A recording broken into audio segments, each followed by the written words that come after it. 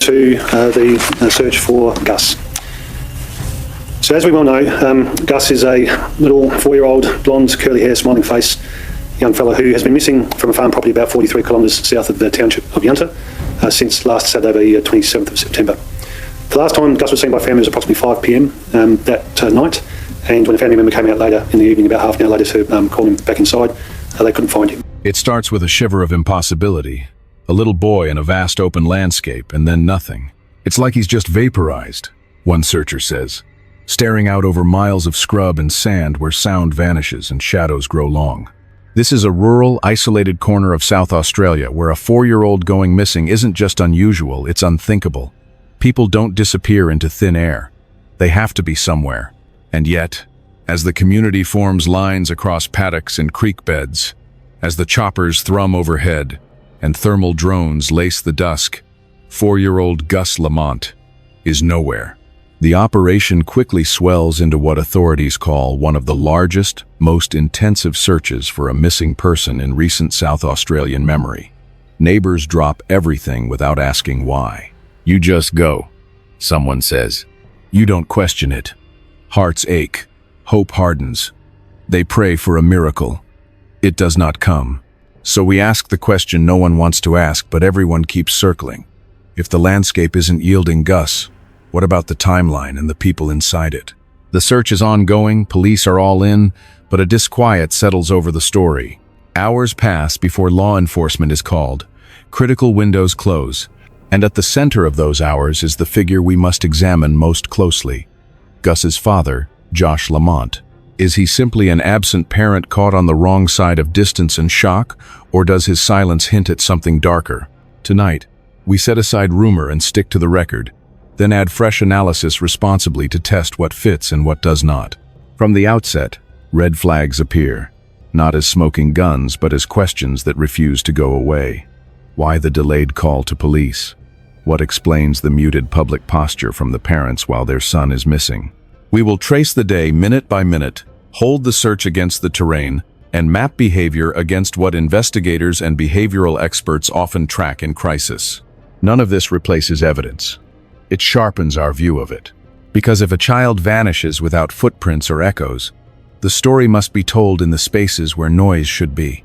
The pause before the call, the distance between homesteads, the quiet, from a father who does not step to the microphone.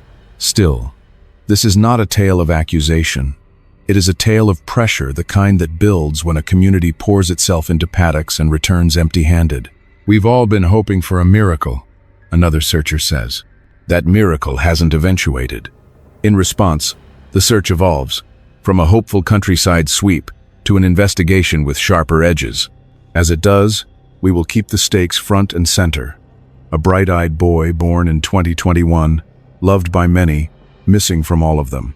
If there is an answer, it lies either out there in the scrub or in the chronology of choices made when the sun began to drop and the calls were or weren't made. That is where we begin. Before the headlines and helicopters, there was a boy and a station, the kind of place that teaches you the language of wind and dust before you learn your letters. Gus Lamont's world was remote, a sheep station near Yanta in South Australia where horizons are wide and days are stitched together by routine. Here, childhood looks different from suburbia. No cul-de-sacs, no corner shops, just open paddocks, a sand patch near the homestead, and the hum of work that never quite stops. Gus, bright-eyed and born in 2021, grew up inside that rhythm. He ran small loops around a very big landscape, chasing the breeze and coming back dusty, laughing, always within earshot until the day he wasn't. His family life, like many outback stories, was both tight-knit and complicated.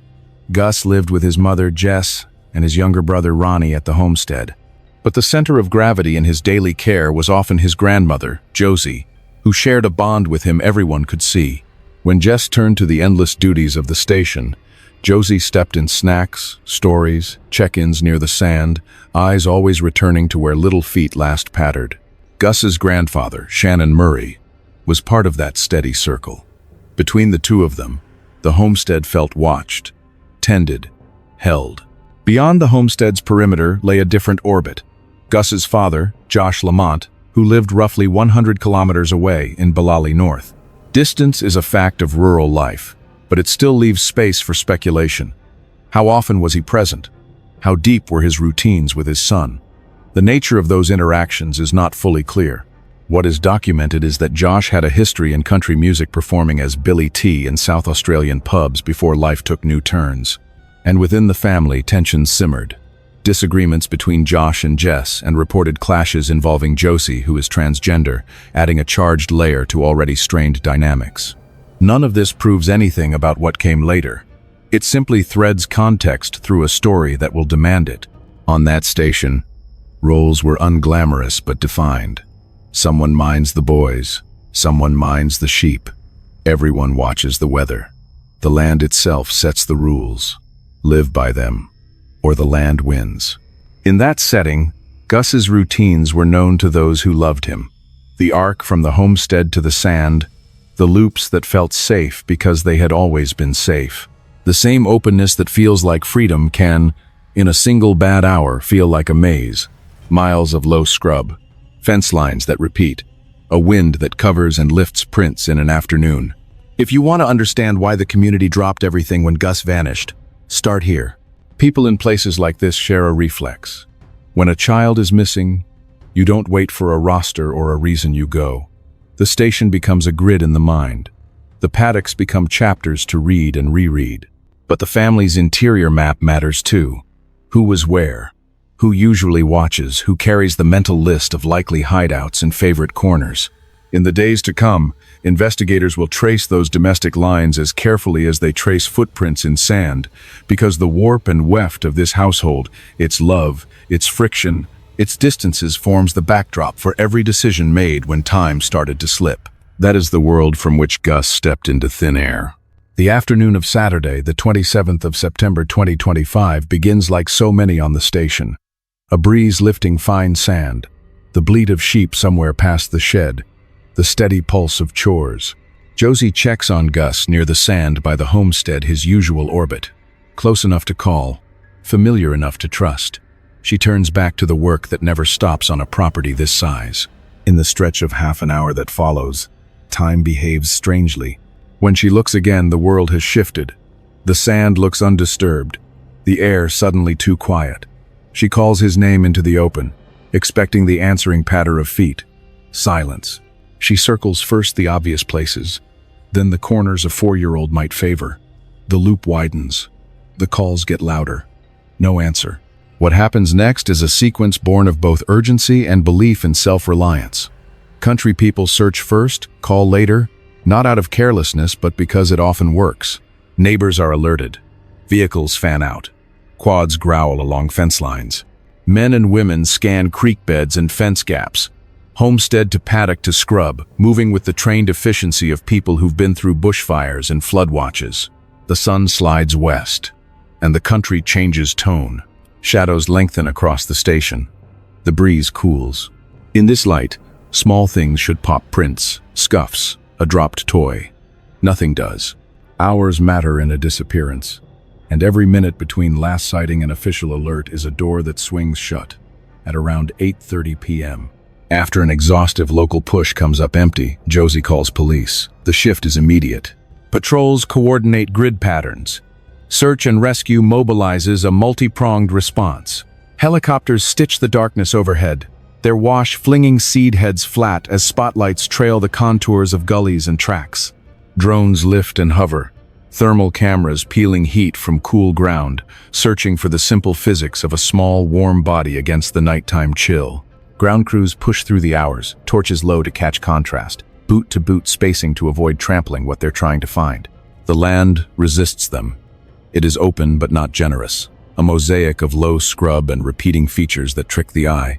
Sand holds a print until wind erases it. A child's path can be a straight line until it isn't, jogged by a bird, a stick, a sound. Searchers mark and remark the same run's dam edge, machinery shed, culverts, tree lines, because certainty is built by repetition. Still, by dawn, there is no sign of Gus. No footprints anyone can swear to. No discarded clothing, no toy, no thread to tug. Over the next days, the operation scales to match the fear. More volunteers arrive. The logistics harden. Checkpoints, radios, staging areas for food and rest, rotations to keep minds sharp. The machines multiply. More drones, more sorties, more sweeps through country that knows how to hide what it holds. Statements from officials underscore the size of the task. One of the largest, most intensive missing person searches in recent South Australian memory. It sounds like hyperbole until you watch the maps darken with search blocks and realize how much ground can vanish under a single sky. Against that effort stands absence, an uncooperative void that frustrates procedure. When a child wanders, there are usually clues, little echoes of presence that let the teams close a circle. Here, the circle only widens. And as the hours spool into days without an anchor point, the tone of the search shifts, almost imperceptibly at first. From a countryside rally to an investigation with sharper questions. Terrain may conceal. Timelines do not. To move forward, authorities will treat the day Gus disappeared, not as a blur but as a sequence: who looked where, when the calls came, how the gaps opened, and why. That is the hinge where a search becomes a case. At first, every briefing sounds like hope in uniform. Police emphasize resources, grids, and the simple proposition that a little boy is out there somewhere on foot. Community leaders speak with the steady confidence of people who know their country and its rhythms. By the end of day 2, some officers even signal what they believe the search is and what it is not. They say there's no sign a stranger came through. They say there's no evidence of family harm. They say they are looking for a lost child. On the ground, that belief keeps weary volunteers moving in neat lines, eyes down, ears pricked for the smallest rustle. In rural Australia, procedure wears a human face. Thermals and choppers above, neighbors and friends below, all bent toward the same outcome. But landscapes can exhaust even the most disciplined optimism. With each sweep returning empty, statements grow careful. The scale that once inspired confidence now underscores absence. So much ground, so many passes, and still nothing. No footprints that hold up under scrutiny. No item of clothing, no toy, no spore to fix the moment Gus left the known world. The search manager's maps thicken with ink, and that ink begins to feel like silence made visible. Meanwhile, the community keeps showing up, rostered, rested, returning, and when the microphones find them, they testify to the family's character. Best people you can get, one local insists. Honest, reliable, trustworthy. It matters to say this aloud. It also sharpens the edge of the unknown. By the 10th day, a grim practicality sets in. The full court press of air and ground is scaled back, not as a surrender, but as a recalibration of purpose. The operation, officials explain, will continue just differently. The file moves to the Major Crime Investigation Branch's Missing Persons section, a handoff that doesn't declare a crime but admits a possibility. When country offers no answer, you widen the frame. Detectives step in, not to erase what searchers have done, but to interrogate time itself. What began as paddock grids becomes a chronology with pins. Last confirmed sighting, neighbor alerts, the widening loops, the 8:30 p.m. call to police. Each subsequent search block, each negative result that, paradoxically, is also data. The tone changes. Where once the center of gravity was out there, gullies, fence gaps, windbreaks, it now settles inward, onto the day's decisions and the people inside them. Interviews become longer. Statements are revisited. Movements are mapped against phone records and radio logs, the all-weather diary of any large search. The goal is not to assign blame. It is to remove blind corners. If a 4-year-old can vanish without trace, then either the trace was missed, erased, or never existed along the routes first imagined. Major crime detectives are trained to live with that discomfort long enough to turn it into questions precise enough to test. Still, even as the case posture hardens, the human note does not vanish. Press conferences carry 2 chords: now resolve and ache. Family statements voice gratitude and desperation in the same breath. Hearts aching, hope held tight, longing for his safe return. In homesteads and roadhouses, the talk shifts too. People who once treated the country as the only riddle start speaking about timelines and phones and gaps, not because they want a villain, but because they want a path that leads somewhere. The search is not over. It has simply changed shape from a race against distance to a race against forgetting the details that matter. In that pivot lies the hardest admission, that the answer may be written less in the scrub than in the sequence of choices made as the sun went down and the night came on. When a child vanishes and the land refuses to speak, attention turns to the clock and to those closest to that clock. Investigators flagged 3 issues early: the delay between the last sighting and the 8:30 p.m. call to police, the fact that Gus's father, Gus Lamont, lived roughly 100 kilometers away and was not present during the first frantic hours, and the conspicuous quiet that followed few, if any, public appeals from the parents while the search was at full tilt. None of these points, standing alone, prove anything about what happened to Gus. Together, they form a pattern of unanswered questions that investigators are duty-bound to explore. Start with the delay. In rural communities, it is common to search first, call later. Neighbors can comb more ground in an hour than paperwork sometimes can. But in missing child cases, minutes carry weight. Scent dissipates, footprints blur, tire tracks soften, and the radius of possibility balloons. The gap between Josie's last check near the sand and the eventual police notification doesn't automatically imply wrongdoing. It does, however, close doors that might have offered earlier clues. Investigators will test that window against weather, wind, vehicle movement, and any digital timestamps from messages to call logs to see whether an earlier call would plausibly have changed the search picture. Then, there is distance. Josh's address in Balali North or nearby placed him well away from the property. Again, distance isn't guilt. Families split time. Rural work spreads people thin. Yet, in high-profile disappearances, parents often make immediate, visible pleas, not as a legal requirement, but as a reflex to pull eyes and resources toward the child. The absence of such a posture can be read a dozen different ways: shock, distrust of media, advice from counsel, personality, culture.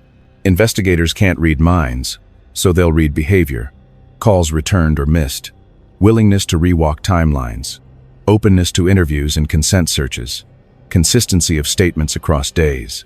This is where behavioral science joins but should never outrun the facts. Crisis psychology notes that some people in acute stress become flooded, dissociated, or flat. Others overfunction, organizing, briefing, standing at microphones. Detachment, silence, or a delayed response can correlate with wrongdoing in certain cases, but they can also be the signature of shock, grief, or a decision to avoid public glare while cooperating privately. A responsible analysis holds both truths in view and asks narrower questions. Did communications with police occur promptly once contact was made? Did statements remain internally consistent? Were explanations for gaps supported by external data, phone pings, fuel receipts, camera sightings, independent witnesses? As major crime detectives lean in, they will parse language as much as logistics. People under pressure often tighten their timelines too cleanly or add detail where memory should be fuzzy. Investigators test this not by gut feeling but by cross-checking the ordinary. Who fueled when? Which neighbor saw which vehicle? Whether the homestead's routines, the sheep check, the snack break, the change of chores fit the claimed sequence. They will also revisit the physical scene with the timeline in hand. If Gus's last known position is the sand near the homestead, then the surrounding ground should either hold trace consistent with a child's wander or present an absence that demands another mechanism: pickup, concealment, or a path first overlooked. All of this can sound accusatory when spoken aloud. It shouldn't. Shifting from paddocks to people is not the same as picking a culprit. It is the next necessary angle when the land yields nothing. The core fact remains unchanged. There is no public evidence establishing that anyone in the family harmed Gus.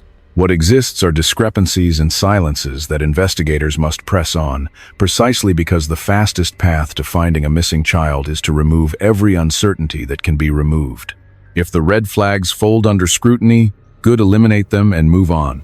If they hold, they become the strands that might finally pull this case toward clarity. As days stretch and the paddocks yield no trace, the investigation forks into possibilities, each imperfect, each carrying weight. Detectives keep 3 broad theories in play because the country offered no single thread to pull. The first is custodial abduction, a scenario in which someone known to the child, often a parent or relative, removes them without consent. In Gus's case, Gus Lamont's physical distance from the homestead and his muted public posture do not prove such a move, but they live inside the same frame investigators must test. Did anyone with lawful or emotional claim to Gus have both opportunity and motive within that narrow afternoon window? If so, would there be signs, vehicle movement, phone activity, witness sightings along the roads out from the station? Absence of proof is not proof of absence. Detectives will try to stitch a map from ordinary things.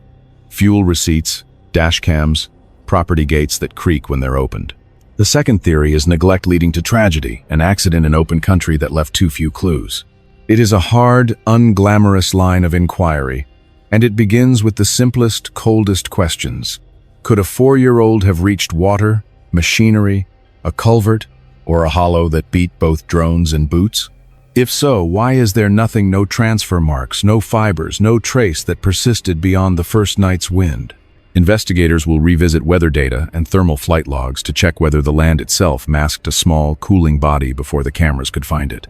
They will also scrutinize the delay before the 8:30 p.m. call, not to punish self-reliance, but to quantify how many doors that gap might have closed. The third theory, urged by some criminologists in the early commentary, is third-party involvement, an interloper or opportunist. It is the least favored in rural cases without road traffic, and yet it cannot be struck until time and distance make it mathematically implausible. Here, the map matters. Who passed the nearest roads that afternoon? Which farmhands, delivery drivers, or travelers crossed within reach of the homestead? Whether any cameras on the long approach roads pricked the quiet with a new plate or a new silhouette. One expert voice suggested that the family's delayed public response sits uneasily alongside a pure lost child narrative, but experts also acknowledge that shock and privacy can look like silence from the outside. Both readings can be true until the data picks a side. Throughout, Gus Lamont remains a focal point not as a verdict, but as a variable. Investigators will keep asking if his distance, his timing, and his choices are benign or consequential. Do phone records align with his account? Did he step in privately even as he stayed quiet publicly? Has any new evidence, however small, tied him or anyone to the moment Gus left the sand? As of now, there is no public proof of foul play, no charges, no resolution, only the pressure of unanswered questions and the duty to ask them well. So we return to where we began. A rural station, a bright-eyed boy, a community that refused to quit, and a case that has changed shape without losing urgency. If you know something about the afternoon of Saturday, the 27th of September 2025, however minor it seems, contact the authorities. Cases like this break on the hinge of a single overlooked detail. We'll continue to follow developments, test claims against the record, and keep the focus where it belongs, on bringing Gus home and on the truth that gets him there.